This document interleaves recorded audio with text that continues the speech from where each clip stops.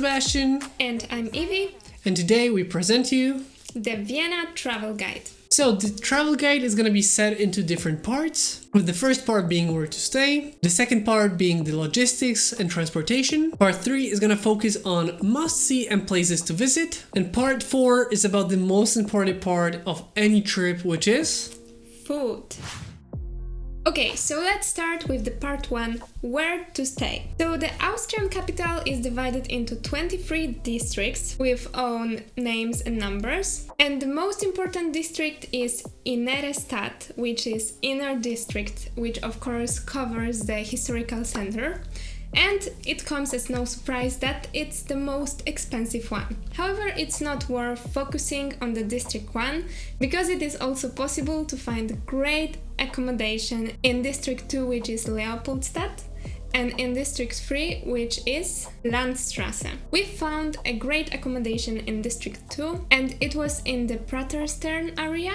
And it was a great location, as the center can be reached by a longer walk or by the well-developed public transportation, which leads us to the next point, which is transportation. So the first thing you're probably interested is how to get to Vienna from the airport or maybe the bus station. For that is probably the best bet to go with the tram or bus system, and from the airport the metro takes about 15 minutes, where the bus takes around 30. So in terms of transportation in Vienna itself, we highly recommend you try the tram system and the metro system. It's pretty much the same thing, and you can get a weekly ticket, but one thing that we noticed when we were there, the ticket starts on Mondays, so if you buy it on Friday, it's still gonna be only for the next 2 days. It's better to get it on Monday so that you get as much out of it as possible. But other than that, the tram system, the metro system is really good. We really recommend it using there. And most of Vienna is pretty much walking distance away, so you can pretty much get around the Vienna, the city center, while just walking. Especially when you will be staying in the districts 1, 2 or 3.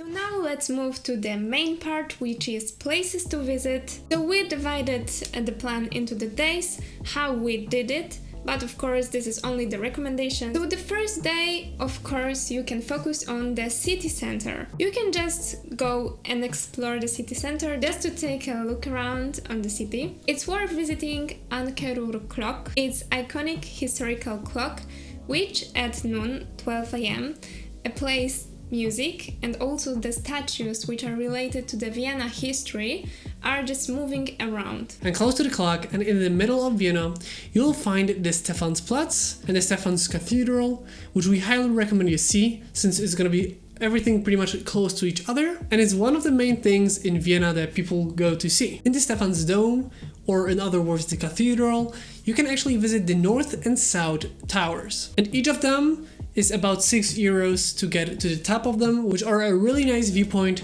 over the main city center of Vienna. Also close to the city center is Schmetterlinghaus, which is simply butterfly garden. It costs €7 and it's a great place to take a stroll in a tropical climate around the butterflies and beautiful trees and flowers. And while you're there, we recommend that you now focus on the very close by places that you can visit, and pretty much all of them can be done in one day, like the Heldenplatz, Theresien Platz, the Parliament building, which you can actually enter the inside of, but unfortunately while we were in Vienna it was under renovation, so it was closed, and the Rathausplatz. The next day, or actually we should say day 2 and day 3, we highly recommend that you spend the next 2 days in the Schönbrunn. And before we talk about what is inside, we just wanted to let you know that there is a ticket that combines pretty much everything that you would like to see. It's called the Classic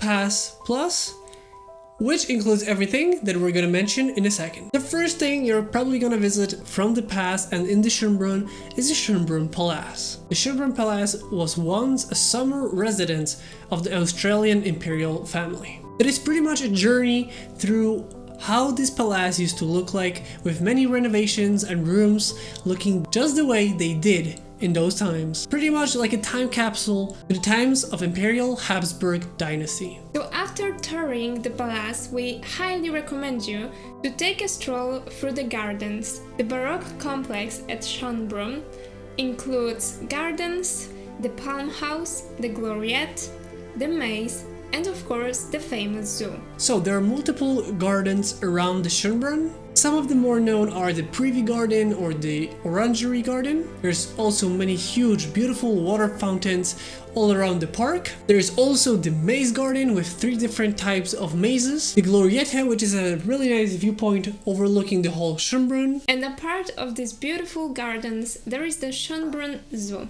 Schönbrunn is the world's oldest zoo with over 700 species and has been named Europe's best zoo 4 times in a row. And it's also in the UNESCO site. And close to the Schönbrunn Zoo there is the Palm House, which is a fascinating jungle flora in architectural masterpiece. Very close to both of those places is a desert house. Basically it's like a mini zoo and a mini garden that has a much different feel to it because it feels like a desert. And generally Schönbrunn area is a huge place where you can just take a stroll and chill out, just take a time to relax and make a picnic. So on the 4th day in Vienna, we will highly recommend you see around the city center. The first place we actually seen that day was the Karlsplatz. And from Karlsplatz, we highly recommend that you walk to the Belvedere. And in the Belvedere, you have sort of museums and, art exhibitions, but we actually went around the gardens because there's a beautiful garden in front of it and behind the buildings, which is really nice. And by it, you will actually see the Vienna Botanic Garden. From there, we highly recommend you take a tram to the Stadtpark. It's a very nice, really clean and very cool local garden, or actually a park. The next location which is must see in Vienna is of course Prater. And Prater is of course an amusement park. It's the combination of adventure, tradition and Viennese charm at the same time. No other place in Vienna gives as much joy and energy as Vienna Prater. It is also the site of the Ferry Wheel, Vienna's most famous symbol. Prater is a great place to spend just 1 hour or the whole day. Just remember to see Prater once during the daytime and once during the nighttime, just to go and explore and just admire the lights and views. It's very colorful during the night. And tickets there are bought for each attraction, not just one huge ticket to enter the park. You can just enter the park and take a walk completely free. But every different ride, different attraction will have its own ticket.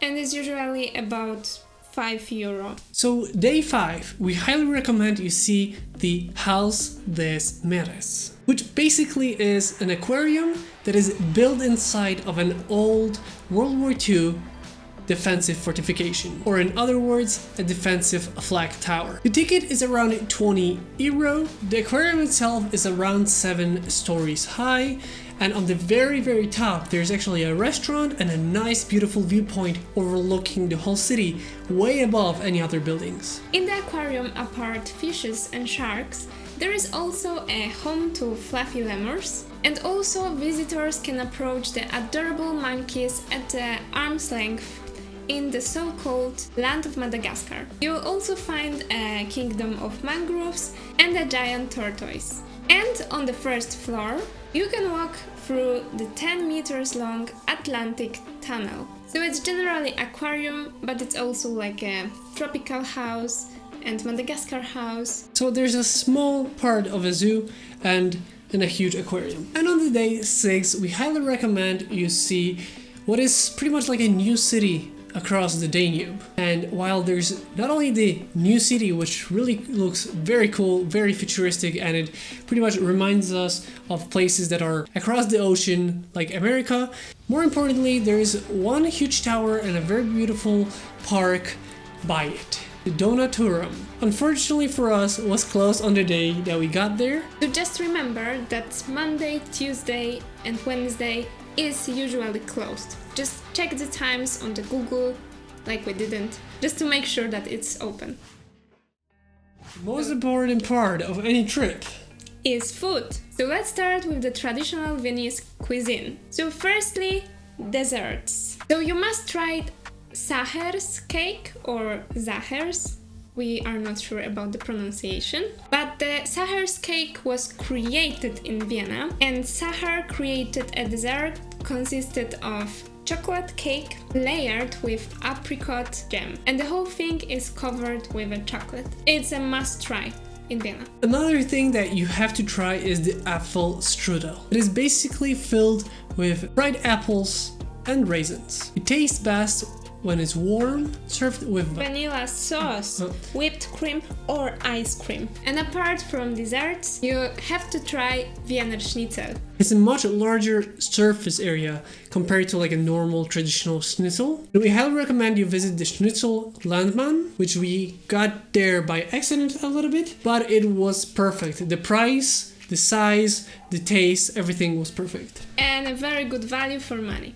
So, if you want pizza, but made in a really cool way, you must go to Disco Volante. Basically, the way they make the pizza, it is basically baked in disco ball oven. And the disco ball oven is in the middle of the restaurant, so you can actually see it being used. And the pizza there is great. They have a variety of ingredients that you can just choose and add to your pizza, and the whole pizza is perfect. Yeah, it's very, very good. It's perfectly made in a disco ball oven. One other place we recommend is the Café Votive, which is close to the city center. So, with that being said, it is gonna be the end of today's travel guide. So overall, Vienna is a great city to spend time in, just to take a look on the historical center and historical monuments. And also more natural places like the Schönbrunn, the zoo, and the aquarium. And to try good Viennese cuisine. So that's gonna be it for today's video. We hope you guys enjoyed this video. If you did, don't forget to like, comment, and subscribe. We hope you guys enjoyed this video once again, and we'll see you next time.